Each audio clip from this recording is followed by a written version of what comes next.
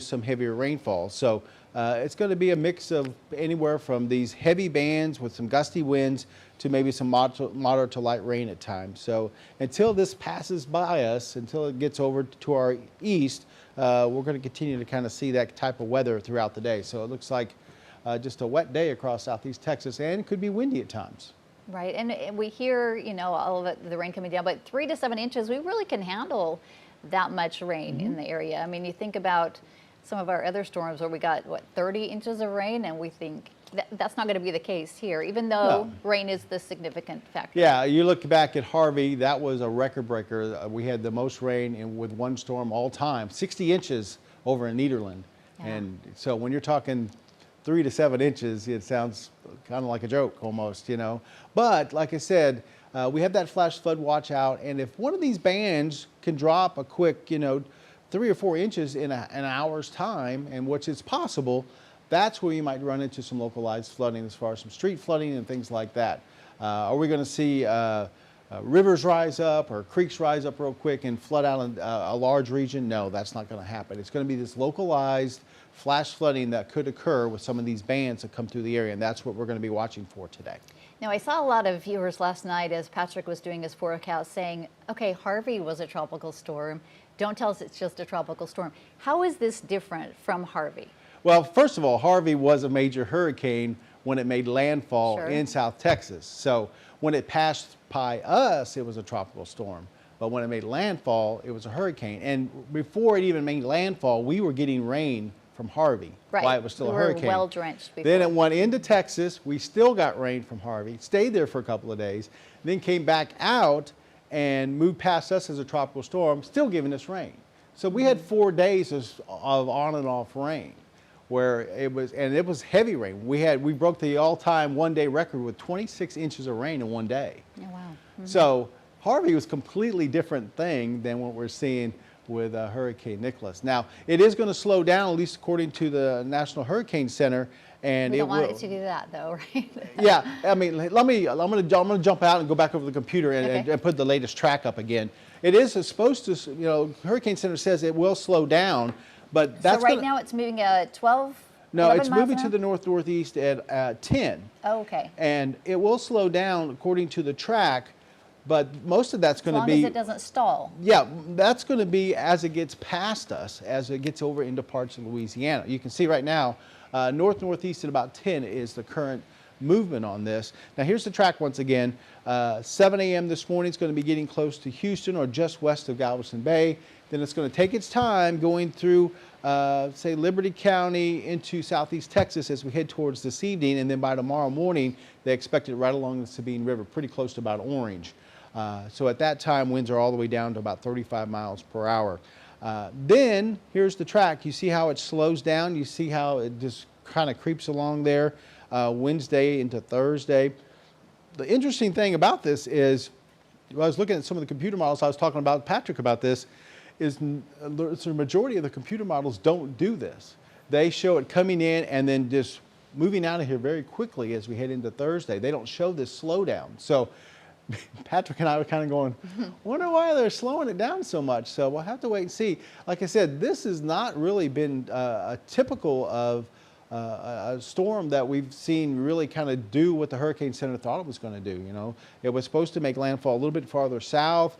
It kind of jumped around out in the Gulf of Mexico. Kind of hugged the coast for a long time? Yeah, the center was like south of Brownsville, and then the next update it was north of Brownsville. So it's been jumping around. So something to continue to watch as we go through the next 24 to 36 hours. But right now it looks like it is moving, and as we'll continue to kind of move north and east as we go through today and then into tomorrow. And we'll have to wait and see. Once again, this thing is really loaded up on the east side as far as some of the heavier rainfall, but you get on the west side, there's not much out there. And you can see also the center of this thing, it's not sitting still, it's moving north. So it is moving at a decent clip at 10 miles an hour. So it's not stalling right now, it is moving, and it'll continue to move as we go throughout the day. It's these bands that we got to watch for. Here's one right there, and this is the one that brought us that wind gust. And then we have more that's offshore that we'll have to watch as those come in as we go later on this morning into this afternoon.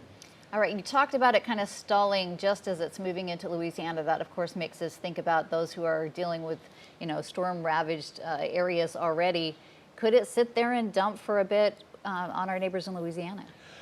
If it takes that track that they're showing, as we get into, looks like Thursday into Friday, if it slowly creeps along southern Louisiana, that means a lot of rain for places like Lafayette, Baton Rouge, and even over towards New Orleans, which had a lot of problems with Ida. So we'll continue to see what happens after that point. But right now, at least the track takes it past us by Wednesday morning, and hopefully by that point we can shut down some of this rain that we're seeing. And as I showed you earlier, so far rainfall totals have been only about 1 to 3 inches. Now we could pick up another 3 or 4 inches today, since we're going to be dealing with this rain pretty much all day long. But we can still, I think, handle that. I think we can soak all that in for the most part. There might be a few bands that come through that, once again, could give us some quick flash flooding streetwise and things like that. But overall, it looks like we're in pretty decent shape. If we see wind gusts continuing gusting to say 40 to 45 miles per hour, we might run into a few problems with a couple of power outages here and there. But once again, with winds gusting to 45, and not expecting widespread power outages or anything like that. All right, and that, I guess, is the concern. I know when it came ashore, it was about 75 miles an hour. What can happen with 40-mile-an-hour winds? Down power lines? Yeah, I mean, generally what you're going to see is anything loose blowing around. If you see power lines that are, have been compromised in the first place, that are a little weak or whatever, that you can see maybe some of those come down. We're not talking about utility poles being knocked over, sure, or houses being damaged or anything like that. I mean, with a general thunderstorm, we have wind gusts of 40 to 60 miles an hour. So it's not anything that it's going to be producing widespread damage or anything like that. We're talking about areas that kind of typically lose power when it gets windy outside or you get a lot of rain. That's what we could possibly see. Like I said, these little sporadic power outages here and there. We're not expecting to see thousands without power or anything like that.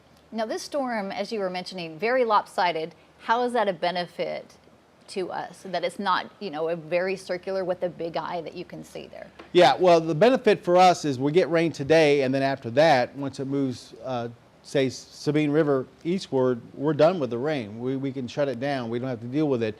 If this was a storm where it wrapped all the way around as a major hurricane, we could see rain not only today, all day today, but all day again tomorrow and maybe even to Thursday. But at this point, it looks like today will be the day we have to deal with the rain. And then as we get into tomorrow, it should start to really die down as this thing moves off towards the east. So it basically going to give us one day of some maybe heavy rainfall as opposed to 2 or 3. And again, that heavy rainfall, you're thinking now until about what time?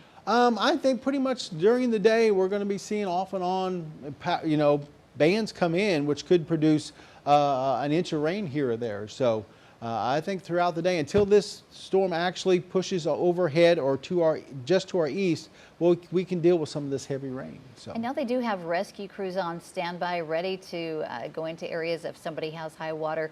The speed is really the factor here, and how quickly we can get it in and get it out of here. I know our storm trackers out there kind of monitoring the roadways, but those low-lying areas, the roads that typically flood, definitely are going to flood.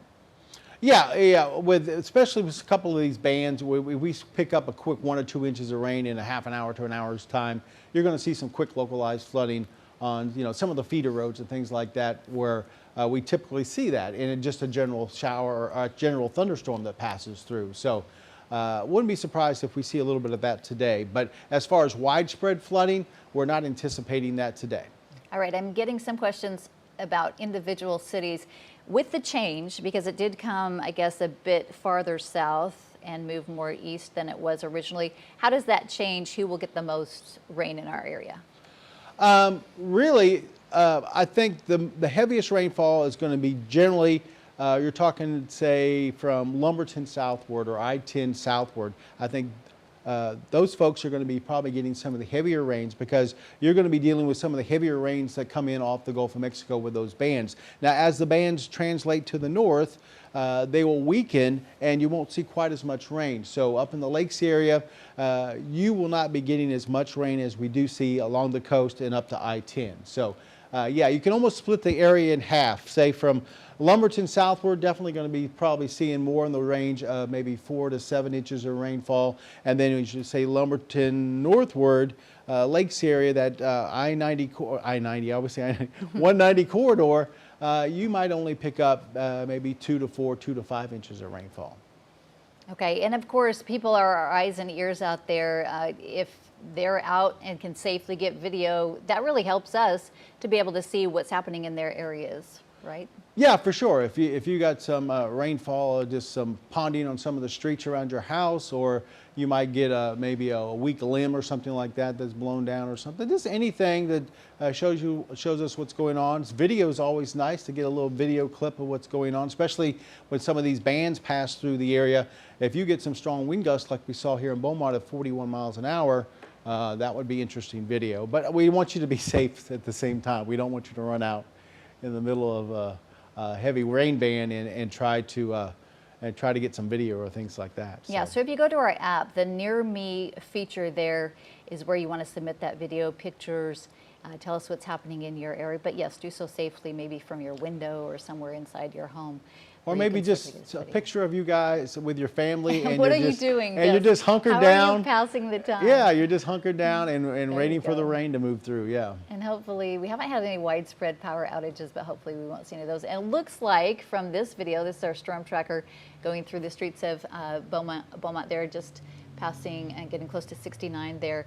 And it looks like people are heeding the warnings. Not a lot of people on the roadways, which is good. If you can stay home, I know school's been canceled. A lot of people don't have to go into work today. Stay put if you can, because that's the safest bet for you. Yeah, this is one of those days where, hey, stay in, just continue to watch us. We're going to be going live pretty much most of the day, giving you hour updates, so we'll keep you updated.